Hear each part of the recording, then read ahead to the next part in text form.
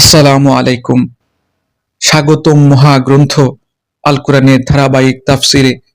আজকে ইনশাআল্লাহ আমরা পবিত্র কোরআনের সূরা আনআমের 125 থেকে 127 নম্বর আয়াত পর্যন্ত আলোচনা করব।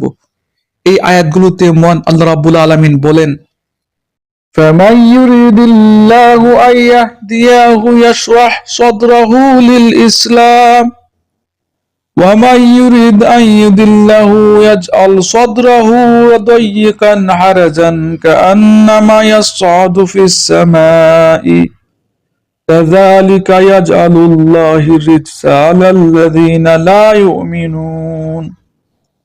আল্লাহ তাআলা কাউকে সৎ পথে পরিচালিত করতে চাইলে তিনি তার হৃদয়কে ইসলামের জন্য খুলে দেন, উন্মুক্ত করে দেন। আবার যাকে তিনি বিপদগামী করতে চান তার হৃদয়কে অতিশয় সংকীর্ণ করে দেন।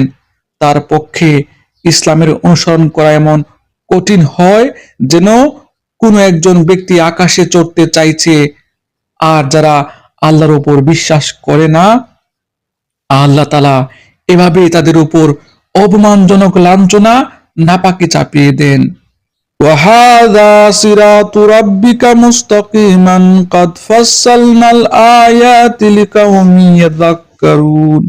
মূলত এটি হচ্ছে তোমার মালিকের দেখানো সহজ সরল পথ।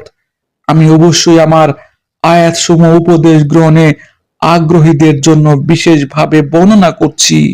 লাহুম দারুস সালাম ইনদা রাব্বিহিম ওয়া হুয়া ওয়ালিয়ুহুম বিমা কানু ইয়ামালুন। তাদের মালিকের কাছে রয়েছে তাদের জন্য শান্তির এক সুন্দর নিবাস, জান্নাত। আল্লাহ তাআলা তাদের অভিভাবক। দুনিয়ায় তারা যা করত এটাই হচ্ছে তারই বিনিময়। আলহামদুলিল্লাহ, চমৎকার তিনটি আয়াত। এই আয়াতগুলোতে আল্লাহ রাব্বুল আলামিন বলেছেন, যাকে তিনি হেদায়েত দিতে চান তার অন্তরকে প্রশস্ত করে দেন, ফলে সে ইসলামকে শান্তি ও যুক্তির সঙ্গে গ্রহণ করে। আর যাকে গুমরাহ করতে চান তার অন্তরকে সংকীর্ণ করে দেন। এখন প্রশ্ন উঠতে পারে, আল্লাহ যদি মানুষকে বিপদগামী করেন, আল্লাহ যদি মানুষকে সত্য পথ থেকে বিরত রাখেন, তবে এখানে মানুষের দোষটি কোথায়? দেখুন, আমাদের আলোচ্য আয়াতে আল্লাহ রাব্বুল আলামিন হেদায়েতের সরল পথের কথা বলেছেন, যে পথের গন্তব্য হলো জান্নাত এবং এই পথের গাইডলাইন হলো আল কোরআন। আল্লাহ রাব্বুল আলামিন বলেছেন, যারা আল্লাহর প্রতি অহংকার ও স্বার্থপরতার কারণে বিশ্বাস রাখে না, আল্লাহর হেদায়েতের পথের প্রতি কর্ণপাত করে না, আল্লাহর কোরআনকে মানে না, মানতে চায় না, তাদেরকে তিনি তাদের পছন্দের ভ্রান্ত পথে ছেড়ে দেন। মূলত আল্লাহ কারো উপর জুলুম করে না। এ ব্যাপারে তিনি নিজে সূরা ইউনূসের 44 নম্বর ও সূরা সাজদার 22 নম্বর আয়াতে বলেছেন, আল্লাহ মানুষের উপর কোনো জুলুম করেন না, বরং মানুষই নিজেদের উপর জুলুম করে। আর তার চাইতে বড় জালিম কে, যার কাছে রবের আয়াতসমূহ যখন স্মরণ করা হয় অতঃপর সে সেখান থেকে মুখ ফিরিয়ে নেয়। তার মানে যে শুধুমাত্র অহংকার ও স্বার্থপরতার কারণে সত্যকে জেনে বুঝে পরিত্যাগ করে, আল্লাহ তাকে পথভ্রষ্ট করেন।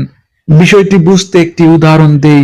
ধরুন, একজন মানুষকে ডাক্তার বললেন, তুমি যদি সুস্থ থাকতে চাও তাহলে ধূমপান ছেড়ে দাও, নাইলে ক্যান্সার হবে। এখন যে লোকটা জানে বুঝে, তার সামনে শত শত প্রমাণও আছে, তবুও সে যদি জিদ করে বলে যে আমি ধূমপান ছাড়বো না, আমি আরো খাবো, তখন ধীরে ধীরে তার ফুসফুস নষ্ট হয়, শরীর ভেঙে পড়ে। ডাক্তার তাকে জোর করে আর রোগী বানাননি, বরং সে নিজেই জেদ করে নিজের ক্ষতি করেছে। ঠিক তেমনি মানুষকে আল্লাহ রাব্বুল আলামিন হেদায়েত দান করার জন্যই তো কোরআন নাজিল করেছেন। শত শত লক্ষ লক্ষ হাজার হাজার নবী রাসূল পাঠিয়েছেন। আলেম উলামারা পরিশ্রম করছেন। কেন? এই সমস্ত পরিশ্রমের একটাই কারণ, মানুষ যেন সঠিক পথে আসে, মানুষ যেন হেদায়েত পায়। আল্লাহ চান মানুষ যেন সঠিক পথে আসে, কিন্তু যারা অহংকার করে, বিদ্বেষ করে, স্বার্থপরতার কারণে হেদায়েতকে অস্বীকার করে, তাদের তো আল্লাহ রাব্বুল আলামিন পথভ্রষ্ট করেই দেবেন। এটা তাদের নিজেদের ইচ্ছার পথ, আল্লাহর দেয়া পথ নয়।